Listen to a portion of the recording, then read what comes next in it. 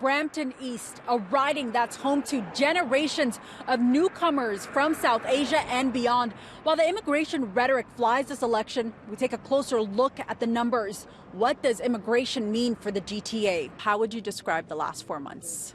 Quite eventful, challenging at times, uncertainty at times, and stress at times. But I would say quite enriching overall. Sachin Kapoor arrived to Canada with his family just this summer, calling Brampton home. I swear that I will be faithful. Ontario is a popular destination for newcomers. 42% of immigrants to Canada, that's 137,000, ended up in this province. But they weren't evenly distributed.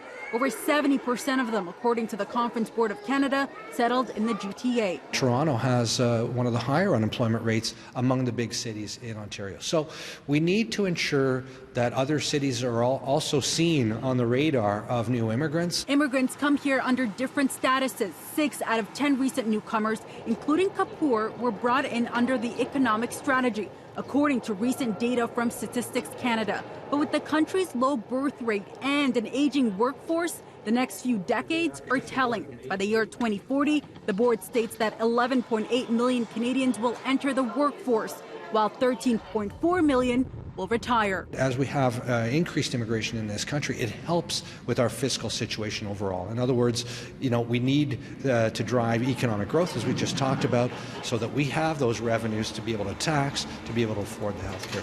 The fiscal situation improves with more economic migrants, doesn't necessarily do so with family class or refugee class migrants. Canada has also made a commitment to accepting refugees. Ontario took in a little over 27,000 fleeing Syrians between November 2015 and 2018. More than half went to Toronto. There are benefits to strong population growth, but there are also challenges. More pressure on the already strained housing market here in the city, more congestion on the roads, and there are costs fronted by taxpayers. All 3 levels of government provide financial support to organizations serving newcomers, like the Centre for Education and Training here in Brampton. The services are free and funded by government, and you get pretty much everything in one go. Kapoor is one of the 100,000 annual clients who use the services provided by one of the 9 centers around the GTA.